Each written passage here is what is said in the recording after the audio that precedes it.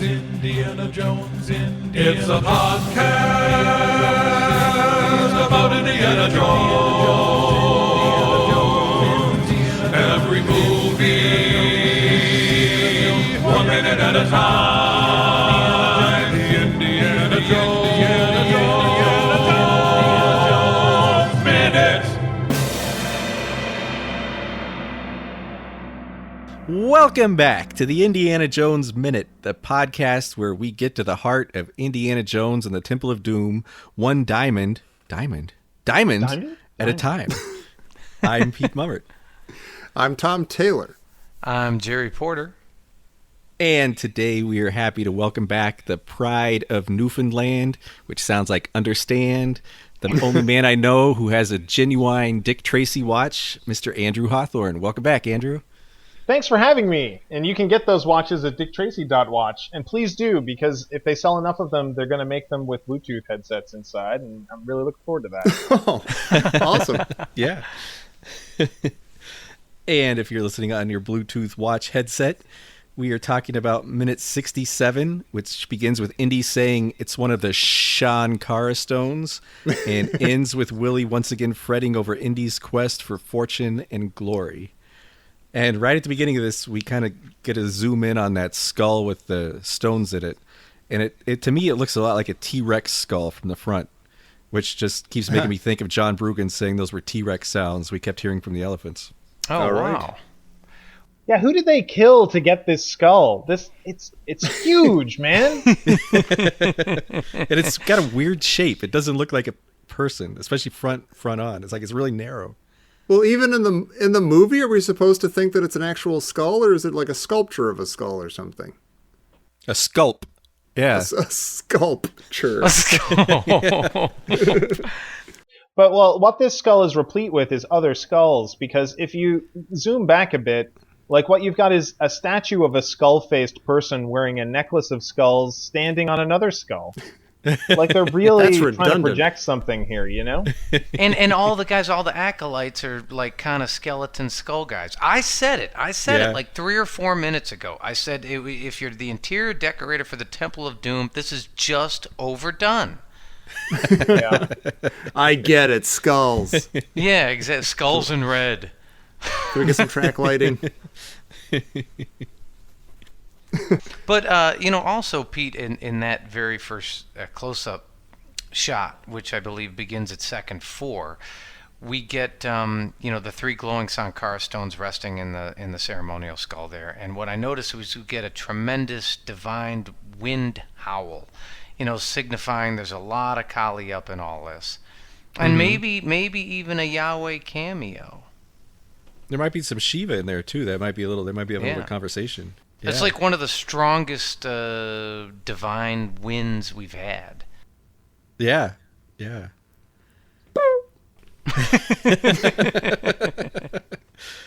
Well, I do like too when you get the close up of the stones. They look almost exactly like that sunrise scene in Apocalypse Now, where the helicopters are taking off. Like that, it's really beautiful, like golden sunrise. Or like when the TIE fighters in that Force Awakens shot. Right. They have that nice sort of animated 80s ILM kind of glow to them. Like it's not just an on-set thing. It's got that kind of animated glow to it. But it works here nicely. I love the sound of them, too. I'm assuming that this is non-diegetic sound. Like, it's not something that you could hear if you're right next to them, but something that we, the viewer, are hearing. But it sounds so cool, this kind of eerie glue that's coming from these things. Yeah. I was looking at them trying to see where exactly the diamond is in there, and they seem to be almost like liquid or something, like a lava lamp. Like it's there's something amorphous, like blobs kind of floating around. Uh huh. I don't know. It might just be my like 7-year-old computer screen. They do kind of strobe. They have kind of a strobe effect, like the diamond is spinning around or something in there. All right. I noticed we're also back to calling them Shankara stones in this minute as well. Yeah. Yeah. One thing I've been curious about is, if you notice the shaman, like when he says Shiva, he says Siva. And I wonder if it was a Sri Lankan pronunciation thing. Like maybe they are Shankara stones, and we thought they were Sankara because of the way that the shaman pronounces them. Well, Indy and I have been saying Shankara the Yeah. whole time, so it's got to be it. Oh, I've been saying Sankara the whole time. Well, I have too. Yeah. I think because the shaman says Sankara. Doesn't Yeah. he? Okay. Yeah, and that's why I'm wondering: is that possible? It's just his accent. Like Yeah. maybe what if he's the one saying it wrong? I was wondering if this wasn't a George Lucas thing, because I've heard that one of the things he liked doing in Star Wars is allowing actors to pronounce all the bizarre made-up space names differently, and because it gives people a feel of a larger world where people don't all speak in the same one voice, and you can allow some of the characters might actually get things wrong, which is why some people say Han Solo and some people say Han Solo, and he doesn't bother Oh yeah, correcting that's us. good. Yeah. So it's okay that people are from all different accents are saying things differently, because that's how it is in real life here. That makes sense. I like buy that. it. Yeah, that's good. It does make the world a little bit smaller when in the next movie we meet like baby Mola Ram, and like he lives next door to Chatterlall's kid, and Yeah. like Belloc's brother. And They live in that villain commune. Villain village. Indie babies. Jim Henson's indie babies. Oh my God. They're all being taught by like Mrs. Hammerhead. Windy. Willie is brought out of her frightened stupor by the sound of the word diamonds, yeah. and she snaps to, and I guess Shorty does too. He's going diamonds, and I don't know. I have a note like, no, she's not a robot. She doesn't just snap to when you say diamonds. As I mean, we've said a lot about Willie, but we haven't. Have we called on her diamond lust as what's the word I'm looking for? Like just like a what's the God? Sometimes I just lose words. What's the thing like where you're against women, like where you're doing something like Misogyny. Thank you. Is that like a misogynist view of Willie, that she's like, oh, dames are into diamonds. You know, diamonds are a girl's best friend. Like she just can't control herself around diamonds and stuff. Have we called that out as misogynist yet on the show? Well, see, I don't know if it is because we say the same thing about Indy. Like it might Yeah, be. But exactly. Like this whole cadre of people, like Indy, Short Round, and Willie are all equal measure like treasure hungry, you know? Yeah. So they're kind of united in that respect. And you could go either way with Willie. I think that you could say like, oh, you know, this is a really stereotypical portrayal of somebody, but you could also say like, it's actually kind of brave to have this character be scum, that they're allowed for her to be kind of a jerk, and intentionally a jerk, and motivated by things that aren't the man in the movie, and also like something else in her surroundings. She's after the treasure as well, but not in as experienced a way as Indy is. Well, see, now I sound misogynist because I was spinning her thing as like a chick thing. All right. It's a legitimate interpretation. Well, thank you. Tommy, you pig. I know I'm all. Pig. I'm going to recuse myself from the show. But she is a lot like Indy, and it's almost like a superpower. Like she's like Popeye eating his spinach. Like as soon as she hears diamonds, like her eyes like blink open, and there's a bright light, and she's like diamonds, Hello, and it's diamonds, instantly huh? she jumps up and she's out of her stupor, and she's back. This is why I Yeah. like Willie, and I know a lot of people don't like Willie, and I get that, but you guys are too hard on her, because poor Willie. I think like what I love about her is that, like, yeah, one, she has the confidence as a character and in Kate Capshaw's performance to just be a jerk. You know, she's not a very perfect damsel in distress, and she's not a very great new damn partner for Indy there. She's just this fish out of water in a screwball comedy, and I feel that what they were going for with her is more like African Queen than Treasure of the Sierra Madre or something similar. I don't think it's done perfectly, but I think it's serviceable. And if they had played up this kind of love-hate relationship and her interest in the adventure and in the treasure more, it might have worked better. And I think a couple better contemporary versions of this are another movie that came out the same year, which is Romancing the Stone, where you have Kathleen Turner as Joan Wilder as a fish out of water on this adventure. who's able to grow over the movie. But especially what I was thinking of was Jodie Foster in Richard Donner's movie Maverick that came out a little after this, playing Annabelle, who is in this push and pull with the main character the entire time, but is also after the money. And if they had played that up a little bit, it would have been a little stronger, I think. But she's not supposed to be a Marion or a love interest in a traditional sense. She's more supposed to be this kind of fish out of water rival. Yeah, I do feel like that's the intent for her, and sometimes that comes through and it's kind of effective and fun. And I don't, I keep saying I don't hate her as much as I expected to or remember hating her. I say that meaning that there are a lot of points where I'm like, oh my gosh, I'm really into Willie. This moment is working really well. This is great. But yeah, overall, it's kind of like I don't think that totally hit on the screen. Sure. I don't think it's quite there. I understand why Willie says diamonds, because Pete, as you said, basically our superpower is materialism. But I don't understand why Shorty gets his panties in a ruckus. I mean, I don't get that part either. Yeah, he becomes more animated than Willie, and he springs forth, as if he's gonna go grab some diamonds. Well, this is why I love Short Round as a character. He's just as gold lusty as Indy. And as far as sidekicks go, he's great because he's got so much of his own agency, but he's still connected with who Indy is. He idolizes Indy, but not to an annoying degree because he's his own kind of character with his own quirks.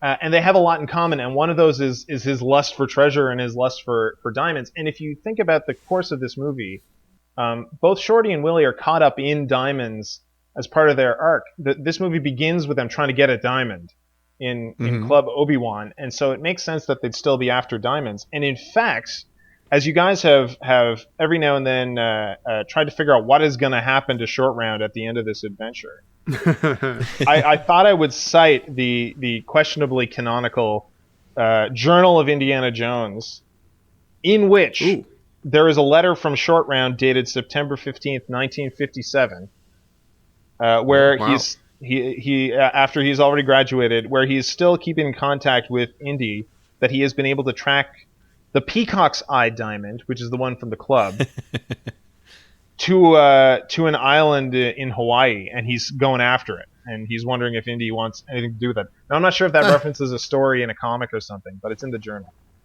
Wow. Well, I just like this term questionable canonical. Well, Like, what'd you call? Was it a big miniature or giant miniature? A miniature, yeah. Yeah, but no, I don't. I'm glad you brought that up because, I was wondering, is treasure what motivates Shorty? Because I guess he just seems like he's along for the ride because he idolizes Indy. Now, I agree that with this whole diamonds, I understand that Willie, they're kind of drawn back to the very beginning of the movie where it's like, well, diamonds is what she cares about and what she'll crawl and lap up the the dance floor to try and find, and apparently maybe risk her life here. I don't know, but for some reason I don't know if Short Round's like got this gold lust or treasure lust. I don't know if I see that. Well, I definitely get a sense, like what you mentioned, that I feel like Shorty's trying to be what he thinks Indy wants him to be. Yeah. So several times during this movie, he sits there like he imitates his hand, like the Jaws hands, or he does the right. When they're playing cards, he tries to be like Indy. And like part of me was wondering, is he saying diamonds because that's what he thinks Indy would want him to do? Right. Yeah, that's kind of how I read it. Yeah. I think that he's recognizing Indy as something similar to himself because he's had to grow up very fast. He's on the street and he's had to take care of himself, looking for not riches, but certainly like money and ability. So he's recognizing that in Indy as a mature, like, I could become that someday because that guy wants what I want.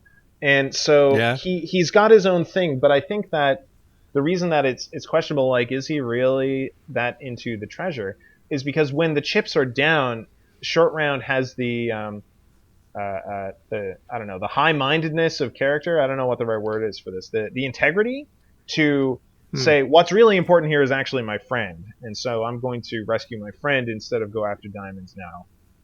And so that becomes his focus.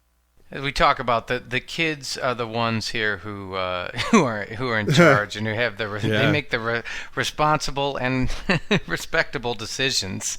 Yeah. Which is interesting because Indy puts Shorty in charge here. Like he tells him to stay up here and keep quiet, and he says, "Shorty, you keep an eye on her." And this is interesting because it does go back to our idea that Shorty is the actual hero of this story. But I mean, when he just witnessed a brutal strangulation, he had a near-death experience in the spike room. Like he saw a dude's heart getting ripped out, and he's obviously going through a really lot of traumatic stuff. And now Indy's like, "Oh, and watch the lady." It's an interesting parenting choice. Yeah. Well, I mean, come on. We've been down this road, and it's just potholes the whole time. I did think, though, I wondered, he did just, yesterday he lost his only friend. His best friend. Oh, yeah. Yeah, his best friend. And so I thought, maybe he's just like, diamonds. I don't care, I'll jump down there. Diamonds are my new friend. Maybe he's going to use the diamonds to buy the elephant back. Yeah. Oh, maybe. I'll buy all the best friends I'll ever need. And they'll never leave. Guess what? What? I know. We hear Fortune and Glory again. No, I knew it. I knew it. You get full points, Jerry. It's okay. You're gonna be upset about this Fortune and Glory thing, and it's not gonna make sense to you, and you're gonna say what's happening here, and the plot just got really muddy, and we don't understand what Indy's motivation is. That was it. It was word for word off my notes. So Andrew, if we'd like, where can people find you?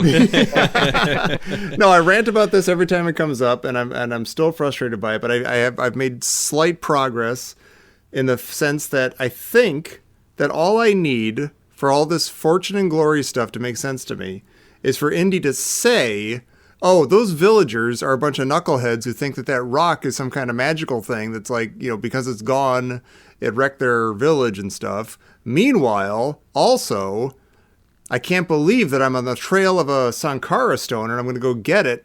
And that's like a huge get for me." Like, I in no way do I get from Harrison Ford's performance or the screenplay any sense that Indiana Jones has anything other than a professional interest in finding this historical artifact.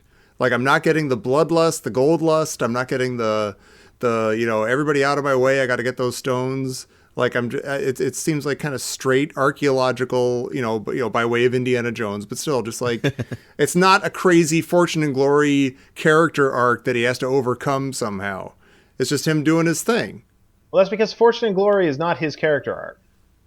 But then why I dropped a bomb. do they keep saying it over and over and over again in this movie? I brought this up in the listeners' crusade, but now I'm going to make it canonical or questionably canonical by bringing it up on Please do. Fortune and Glory is not what Indy is going for here. It's what Sankara was going for. Because when Shorty asks him, "What is Sankara?" that's the first time Fortune and Glory is said in the movie. What is Sankara is Fortune and Glory. And that's why they're collecting the rocks, because the Thuggees want that too. Now, he's said that, and he's undoubtedly said it a bunch of times, and that's why people are like, "Oh, you're after your Fortune and Glory." But he, at this point, is still in investigation mode. And I feel that Indy was after something on this adventure, and that was the Peacock's Eye Diamond in Club Obi-Wan. That didn't work out. And so now, like, he's doing what he does best. He's just making it up as he goes. And so, he had to jump out of a plane, and he got to this village. The villagers made him go here, and he's just kind of following clues to see where they go. And where they're going right now is these incredible magical rocks that he's pretty interested in. And he hasn't really expressed desire to, like, cash in on these rocks, and he hasn't expressed any other desire. His coworkers have. Both Indy and Short Round are interested extremely in diamonds, but Indy is more just like, I don't know what's going on here, but I'm going to follow this trail until I get to Delhi and just figure it out. But Fortune and Glory is Sankara. It's not necessarily what Indy is doing. Well, okay, I think that's what's bugging me, is that every time this phrase is said, it's a non sequitur. When Indy only says it once, I think. He says it the first time when, Shorty says to him, "What is Sankara?" And to the casual viewer, like me, it seems like he's flatly ignoring this kid and just talking about fortune and glory. And it doesn't sound like it has anything to do with what he just said. But I get what you're saying, that from Indy's point of view, he's thinking, oh, the aura around these things is fortune and glory. Like anybody's going to kill anybody else to get to these stones. That it's like these are like an Ark of the Covenant type That's thing. what it's going to grant or whatever. Yeah, possession Well, of them wait. means you get you Right. earn fortune. But there's like- okay, but wait, let me finish this thought sure, because everybody else, like Willie says it more than anybody, I think. Yeah. And like Shorty parrots it once or twice, but she keeps saying it to him, and it's always in a non sequitur. Like, wait, why are you labeling him with fortune and glory? He's not doing anything. He's just he's got to go to he's trying to get to Delhi, like you said, and he's going to go. And like meanwhile, he found this very interesting thing about these what might be a Sankara stone at this palace. Maybe, I don't know. And like he just got, like you say, he's just sort of like following the trail, but everybody keeps trying to, but I think the movie is trying to peg him as Mr. Fortune and Glory, which he's not. And that's what's frustrating to me. It may be, and Harrison Ford is playing this more as the strong silent type, so that's not really coming across. And it might have been clearer. I know, Pete, you've brought up a couple of the deleted scenes that they didn't film or they changed over the course of this thing, and a lot of that was out of necessity because Harrison Ford just wasn't there. He was injured. And so a lot of what happened with this movie is just that they couldn't film scenes with him, so they had to focus on other stuff. So maybe that would have been clearer there, but what we get is him not talking about fortune and glory, but the other guys are talking about it. Yeah. So, Pete, I have a question here. Maybe you can help me through this. What I'm not understanding is we're equating fortune and glory with Sankara. And I'm like, well, Shiva gave Sankara 5 stones. And that wasn't fortune and glory. Like, it was sort of this religious, spiritual, I don't know, peaceful thing. That maybe it was, for prosperity or something. But I thought it was just sort of like harmony in the universe and among people. Sure, but that might not have been, like this is my headcanon argument, but like the way that Indy brings up fortune and glory the first time it's set is a dismissive answer to a question about what is this story, right? And for me, the way I always took it is if Short Round had come up and said, "Hey Indy, what is the tortoise and the hare?" Indy would be like, slow and steady, kid. Slow and steady. He wouldn't be like, well, when you're in a race and you got to do... Yeah, the meat of the story of Sankara is that he was given these stones to go forth and battle evil in the name of Shiva and blah, blah, blah. But the result of that appeared to be that he became this famous, powerful king that did all this other stuff. And it was about God giving you fortune and glory. So do you think Sankara originally became like a Mola Ram figure and kind of started ruling the world, and he got too big for his britches, so to speak, and maybe Shiva took a couple of stones away from him? Or oh man, he took his stones? Just like the Sultan of Madagascar threatened to do. And his misunderstanding, yeah. Oh man. I'm having a hard time wrapping my... I mean, I gotta say, you've argued that as well as anybody ever could. It's genius, Andrew. But it doesn't fit Indiana Jones and the rest of his story, and it seems like they're selling Burger King glasses with fortune and glory, and they gotta make him seem like, oh well, he has to go after some treasure. So, and my notes here are, what I don't even know what Indy's gonna do right now. Like, is he gonna go down and get all 3 stones?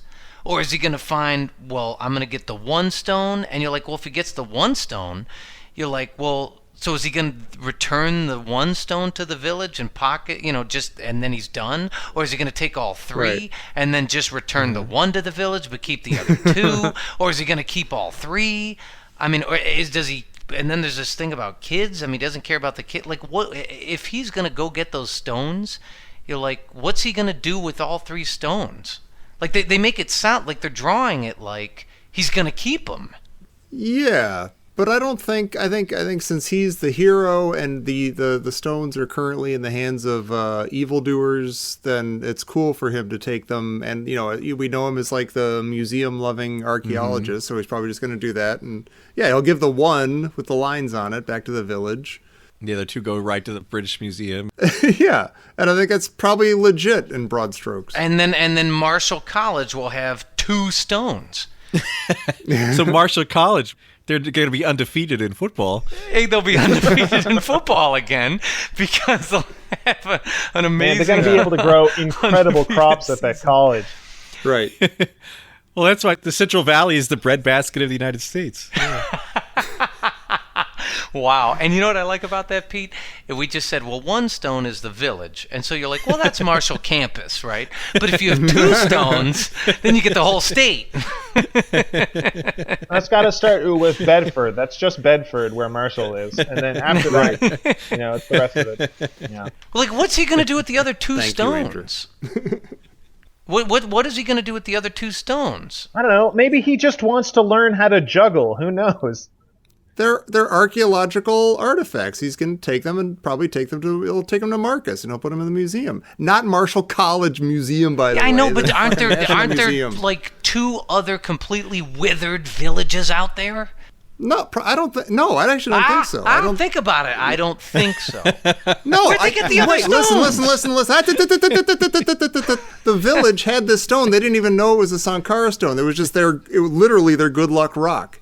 And so when it disappeared, they figured that's what messed up their village. So I don't think that it necessarily there are other stones from other villages. I mean, I don't think any other villages had these 2 other stones necessarily. No, wait a minute. No, the village. No, the village knew that it was a Sankara stone. They did. They knew it was a Sankara stone. Does the shaman ever say that? I mean, I'm No, he hedging says my Shiva bets. Linga. Yeah. No, they call it Shiva Linga. Indy's the one who says that, oh, you know what? I think that these dummies think that Shiva Linga, or, I think that's what's weird. He's got that stupid weird line where it's like, I'm so angry at this movie. He's got that stupid line where it's like, Angry at this movie. We're all I'm all jackals. worked up. Where he's like, somebody thinks they're good luck rock, and it's like, wait, what does that line mean? Like, you think the good luck rock is a Sankara stone. They don't know that it's a Sankara stone, but you're putting together that it's a Sankara stone. So the villagers don't think that it's one of these things. So wait. When the kid brings the parchment back with the picture of Sankara, then are you telling me that no one in the village knows anything about that, or they don't know how to interpret that parchment? I don't even know if Indy showed it to them. Yeah, they didn't see it. Yeah, that's actually, I would probably buy that sold Indy it. didn't show it to him. Yeah, that's on its way to Marrakesh. Yeah. I mean, come on. If Indy didn't show it to him, you're like, dude, what are you doing? A wheezing 9-year-old just gave you this 300-year-old parchment that belongs to the village. I mean, what? Look, I'm with you, Tom. We can be in disagreement on with this, but we're both jackals. That's fine. We are jackals. You bunch Sorry, of jackals. I don't get this. Yeah, but I wonder if there are, like, where the other 2 did come from. Like, Tom says they're absolutely, probably not from another village. There's zero evidence that they're from another village. And but I actually kind of might agree with you on this, because it seems like they must have dug up at least one of those from the basement. Yeah. Because otherwise it seems like why are they digging with, Right. like they're just digging on rumors. Yeah. Yeah, there is a line in the movie I think, where they found one. Yeah, a loyal priest hid them in the catacombs, right? Now, Yeah. he doesn't say how many of those there were in the catacombs, so... And it could just be the remaining 2. Like maybe these 3 did come from other villages. I think it's fair to say that they must have come from... I don't think there's one village that just happens to have the Sankara stone, and that village just does better than every other village in northern India. Are they doing that awesome? Well, they were. Clearly, yeah, they were. They were doing for fine, them. but they weren't doing awesome. I mean, They were Well, getting it's by. relative. It's relative. they're getting by. Yeah. They had water and living animals and children. That, The occasional plate of goop, Yeah. We never saw them in their heyday, though. They might have really been something to see, like if you'd seen them when they had the stone. Well, not only that. Remember they had the whole senior center. Yeah, they had the water wheel. Yeah. Yeah, but all the shuffleboard things were busted. It sticks. I do think it's interesting in this scene. You see everybody kind of leaving church, I like church love kind of this. slowly lets out. Yeah. And everybody's like, no one's hugging each other. There's no shaking hands. And these guys are really grim. And I'm wondering, is this a sign that maybe they are good guys? Like they just have this grim determination, like we gotta do this. We gotta get this done. Everybody knows exactly. Everybody who's ever gone to a church knows exactly what's going on here. It's that. Oh, yeah. It's that awkward moment at the temple. It's after the last hymn. Everyone is looking at each other, thinking they don't want to be the first guy to get up. But everybody's got to go. I assume they're all going out into the parish hall of doom for some tea and sandwiches right now. Like glazed donuts and coffee. Yeah, they don't want to talk to people because somebody will get to the glazed donut holes before they're all gone. The glazed bug donut holes, yeah. And they're heading out there. No, I've seen this before. I've seen this look, this 1,000-yard stare. Oh, speaking of bugs, can I jump back to the feast scene for a second? I wanted to bring something up. Sure. Yeah, because we were just talking about the guys in Mayapur. What's amazing about this, and this is definitely 100% unintended on the part of Spielberg and Lucas, but as a text, this is a really cool scene because we started with all the poor people eating rice and veggies in Mayapur and starving and having nothing, but they're eating this very clean-looking meal on these nice banana leaves or whatever. And then we cut to these fat, evil rich folks eating disgusting filth. You know, like it's less important that this is an accurate portrayal as it's a literary allusion that, man, these guys are really evil. They're not only feasting in this place that's starving, but they're eating these bugs and things. There's a similar scene in The Dark Crystal, which came out 2 years before this, where they contrast what the good guys and bad guys are eating. I love that it does this, but it's definitely an unintentional literary illusion that's going on here. They just did it for gross, cool stuff, but I love the effect that it has in this movie. Well, I'm just looking at my name on, which is the Street Fighter character Dalsim, which for anybody who, paid attention to Street Fighter, came out in 1989 or 1990 or whatever, there's no question that Dalsim was modeled after Mola Ram. Yeah. Yeah, he had the red shaved head, and he had the red. Yeah, he had the red. The red forehead thing. It's really weird. I like the idea that this stays in the show, and Jerry out of nowhere is like, so I'm just thinking my name is Dalsim, and no one knows what we're talking about. Jerry's name is Dalsim. Isn't I it? agree. I agree completely. I need a cooling off period. I think that fortune and glory thing really. I don't know. Well, he's even because Dalsim even had the skull necklace. Like he's totally. He did. He had the skull necklace. He was from India. He could teleport. So I mean, he had the whole like sort of spiritual mysticism thing going on. And he had the whole fire thing. The whole fire thing. Yep. It's really weird. It is really weird. Yeah, I'd never made that connection before. I didn't either. But listen, this is your time of reckoning. It is appropriate that you have taken on the aspect of Molaram because you are a villain, sir. Your jackalness towards this film. No, seriously, like I growing up with this movie, I didn't actually find out anyone disliked this movie until about 4 years ago. I knew people found it kind of gross or kind of dark or whatever, and the whole PG-13 thing. I had no idea, especially that people who liked Indiana Jones thought that this movie was bad, and it's come as quite a shock. Well, the thing that's really fun about doing this podcast is just that, the listeners and the people who join in on the Listeners Crusade and the fans and all that, they really do have different takes on the movies. Oh, totally. And, part of it I think might be generational. Although even we do. Like, I genuinely love this movie. Yeah, me too. Oh, sure. That's what's fun. I mean, we're just kind of talking about it. I mean, this. I'm a huge Raiders, and I'm just kind of, I guess, conservative that way. But and this is it. And this brings me to the thrust of things. What is the most common complaint heard on every single episode of this podcast about this film? And it is that it is not Raiders. Yeah. And I will fully admit Raiders is my favorite movie of all time. So I'm not going to try to argue that this is a better movie than Raiders. But what is this movie represents to me is that this is the moment where everyone, and not just fans, not just us and the public, but also the creators, the three main guys, Spielberg, Lucas, and Harrison Ford, all decided that the star of the indie films was not Indiana Jones, but was Raiders of the Lost Ark. And so from here on out, what's important is that we do Raiders of the Lost Ark, but we slot in different things. And that's what happens in Last Crusade, and it's what happens in Kingdom of the Crystal Skull, and it's what happens in all the comics and all the books. It's just Raiders, but like, oh, we're going to have a different girl and we're going to have a different thing. And even now we're talking about whatever Indy 5 is. And the only thing people are talking about is like, oh, we got to find the MacGuffin, right? Because then it seems to write itself because it's Raiders. And what I wanted from Indy as a character when I discovered him as this classic pulp character is just to throw that guy into different situations and see different people and see how he reacts. What's he going to do? What is this guy like, when he goes to war? What is he like if he's in like a murder mystery, like Murder on the Orient Express or something?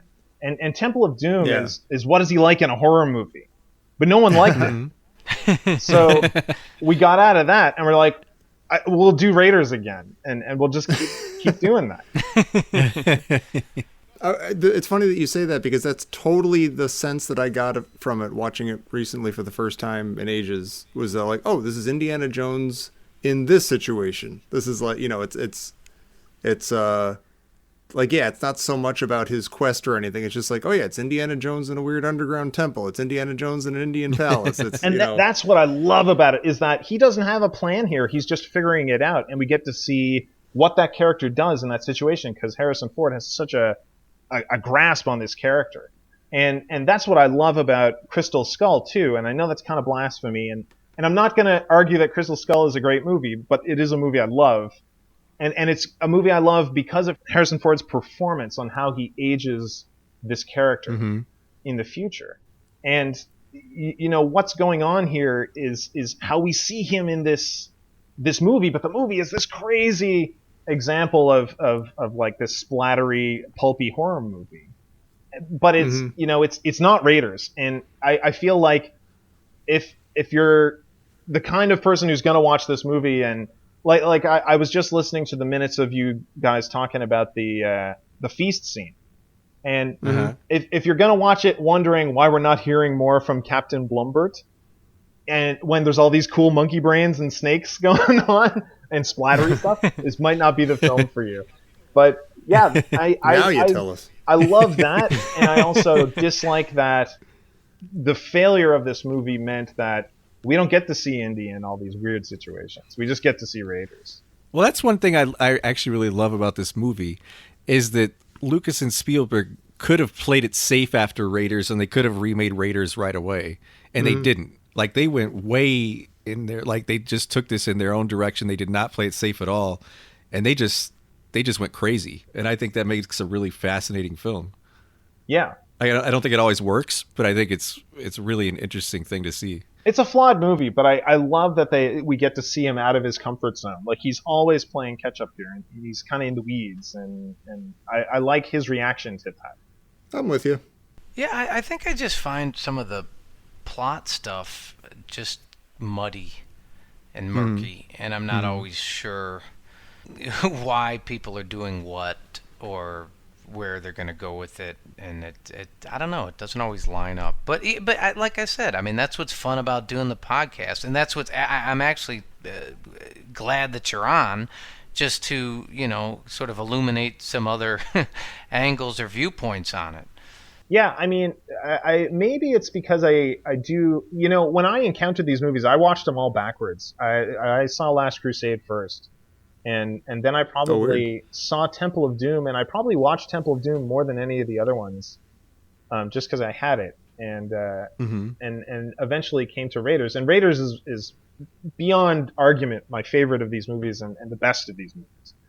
But yeah, maybe that's why Temple of Doom had this. I've always had a soft spot right in my heart for Temple of Doom, and that I've come at this more as a character study of how this character reacts to situations than the plot. I don't know. It's a weird thing, but that's what I hope you'll have me back for Kingdom of the Crystal Skull Minute, when I can talk about what I love about. Believe me, I think there'll be like 100 Yeah, you might be our only minutes. guest. Yeah. I'm back again. Yeah, you might be a host at that point. Yeah. It's just me again. Jared will be nowhere to be found. It's just me again. I actually like. I'm going to be controversial too. Like I think Crystal Skull is a bad movie in a lot of ways, but I also think it's a really enjoyable movie, and I like a lot of the things that Andrew's talking about. Like I like seeing Indy Age, and I like seeing him in these different situations. They didn't just once again remake Raiders, and I think they took maybe not the best path, but I think it's cool that they took a different path. I'm gonna be all right. Yeah, okay, now I hate it. But I saw that movie with a large group of people, and we came out, and they said, well, what do you think? And I said, well, I loved it, but that doesn't make it a good movie, so... Yeah. Yeah. Well, we'll get there. We got time to think about it and question what we're doing here. And yeah, map out our strategy. Our jackalism. And Yep, and then you can go do Young Indiana Jones and the Curse of the Jackal Minute, coming soon. I don't feel good. Sean Patrick Flannery, every minute. Flan Patrick Shawnery. Oh, wait. Oh. I got something just in from Professor Christy Porter. You don't say. It's a quick missive. It's a quick missive. Well, these things are expensive to send, I understand. Diamonds, diamonds, diamonds, diamonds. That's about That was it. Yep. She nailed it. Yeah, she does a killer short round impression. Yeah. It's like using the Short room round with us. and Willie. Well, anybody have anything else about minute 67 or anything else about the defense of this movie? I got nothing, but I'm going to be listening angrily to the rest of the show, so you guys better... Look, I don't want Raiders again. I just wanted certain things work, and certain things work less well. Sure. No, let me be clear. That was all It's it is. okay. It's okay to hate the movie.